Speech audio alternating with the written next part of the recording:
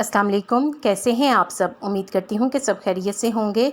आज मैं आपके साथ कुकिंग से मुतल्लिक बहुत सी टिप्स शेयर करूँगी। इसके अलावा घर में आम इस्तेमाल होने वाली टिप्स भी शामिल होंगी जो आपके लिए फ़ायदेमंद होंगी। इसलिए वीडियो को लाइक और शेयर ज़रूर करें और पूरा देखें ताकि कोई भी टिप आपसे मिस ना हो सके, और चैनल को सब्सक्राइब कर लें।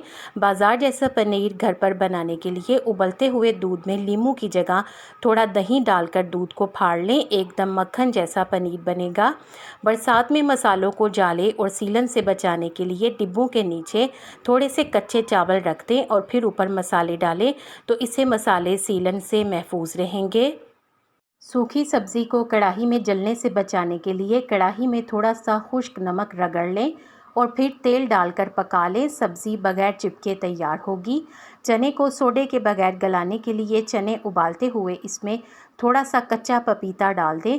मक्खन जैसे सफ़ेद चने तैयार होंगे। अगर आपको ये टिप्स पसंद आ रही हैं तो प्लीज़ वीडियो को लाइक कर दें और चैनल को भी सब्सक्राइब कर लें। अगर रात के वक्त नाली से लाल बेग आ जाते हैं तो इन्हें रोकने के लिए थोड़े से गर्म पानी में नमक मिलाकर नाली में डाल दें।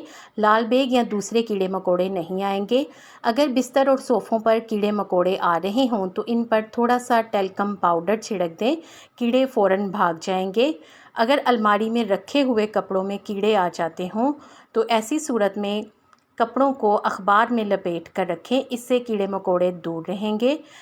घर पर क्रिस्पी फ्रेंच फ्राइज़ बनाने के लिए आलूओं को फिंगर्स की शक्ल में काट लें और फिर इन्हें 2 मिनट के लिए उबलते हुए पानी में पका लें, और फिर इसके बाद पानी से निकाल कर इन्हें खुश्क करें और इनके ऊपर कॉर्नफ्लावर छिड़क कर तेज़ आंच पर फ्राई कर लें, तो बाज़ार जैसे क्रिस्पी फ्रेंच फ्राइज़ तैयार होंगे।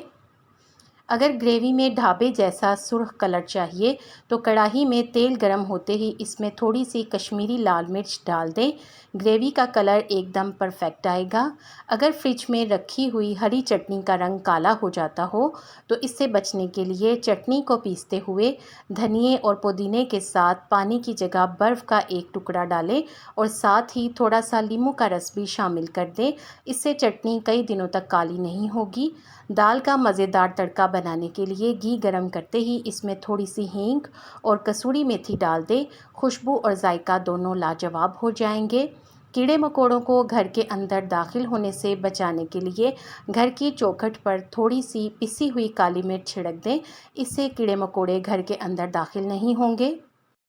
आजकल के मौसम के हिसाब से ये एक ज़बरदस्त टिप है, आप इसे ज़रूर ट्राई करें। अगर बेड में कीड़े मकोड़े आ जाते हैं तो बेड के गद्दे के नीचे नीम की पत्तियां रख दें, इससे कीड़े मकोड़े बिस्तर पर नहीं आएंगे। अगर माचिस की डिबिया में सीलन हो गई हो तो माचिस की डिबिया में थोड़े से कच्चे चावल रख दें। चावल माचिस की डिबिया की सीलन को जज़्ब करते रहेंगे और इस तरह से सीलन ख़त्म हो जाएगी। अगर अंडे उबालते हुए चटक जाते हों तो इससे बचने के लिए अंडों को उबालते हुए इसमें माचिस की एक तीली डाल दें, तो अंडे नहीं फटेंगे। अगर कटा हुआ सेब काला और खट्टा हो जाता हो तो इससे बचने के लिए कटे हुए सेब को शहद वाले पानी में डुबो कर रखें, इससे ये ना तो काला होगा और ना ही खट्टा होगा। अदरक और लहसुन का पेस्ट बनाते हुए ब्लेंडर या मिक्सी जार में पानी की जगह 2 चम्मच सफ़ेद सिरका डालें, तो पेस्ट महीनों ख़राब नहीं होगा। चाय की गंदी स्टील वाली छलनी को साफ़ करने के लिए इसे 1 से 2 मिनट के लिए चूल्हे पर रखें, इससे सारी गंदगी एकदम से चटक जाएगी। बाद में इसको झाड़ लें और साबुन से धो लें। अगर शीशे के ग्लास धुंधले पड़ गए हों तो इन्हें चमकाने के लिए इन पर थोड़ा सा खुश्क आटा मलें और फिर इसे कपड़े की मदद से रगड़ें, तो ग्लास एकदम चमक जाएंगे। हाथों से लहसुन और प्याज की बदबू को दूर करने के लिए इन्हें स्टील के चम्मच से रगड़कर धो लें, बदबू गायब हो जाएगी।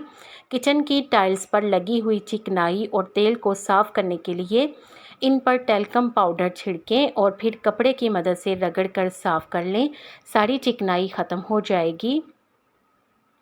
घर के कोनों में अगर बार बार जाले लग जाते हों तो थोड़े से पानी में पुदीने का तेल मिलाकर कोनों पर छिड़क दें, मकड़ियाँ फ़ौरन भाग जाएंगी।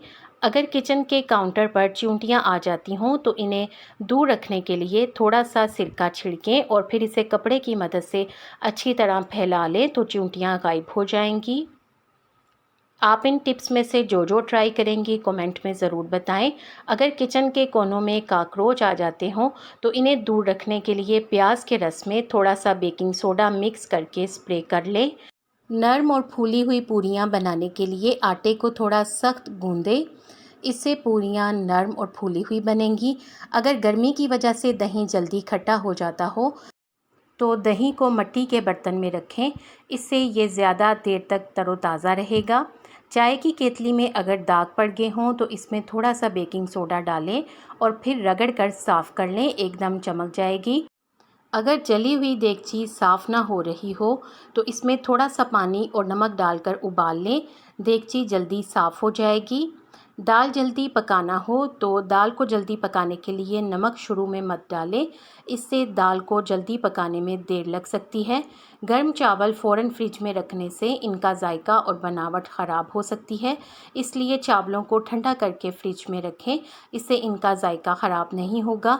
ठंडे तेल में पकोड़े डालने से पकोड़े ज़्यादा तेल जज़्ब कर लेते हैं। इस परेशानी से बचने के लिए अगर आप पकोड़े फ्राई कर रहे हों तो पकोड़े फ्राई करने से पहले तेल को अच्छी तरह से गर्म कर लें और फिर इसके बाद पकोड़ों को डालें। चाय के लिए कहवे को ज़्यादा पकाएंगे तो इसका जायका कड़वा हो सकता है, इसलिए चाय के लिए कहवे को कम पकाएं। बहुत ज़्यादा सख्त आटा गूंदने से रोटी सख्त हो सकती है, इसलिए आटे को नरम गूंदें ताकि रोटी भी नरम बन सके। आपको इन टिप्स में से कौन सी अच्छी लगी है कमेंट सेक्शन में ज़रूर बताएं। वीडियो को लाइक करके शेयर कर दें, आपके शेयर करने से यकीनन किसी को फ़ायदा हो जाएगा। उम्मीद है कि आपने चैनल को सब्सक्राइब कर लिया है। अगर अभी तक नहीं किया तो देर किस बात की, जल्दी से सब्सक्राइब करके बेल आइकॉन भी प्रेस कर दें ताकि आपको इस तरह की अच्छी अच्छी वीडियोस टाइम पर और सबसे पहले मिले। आप सबका बेहद शुक्रिया।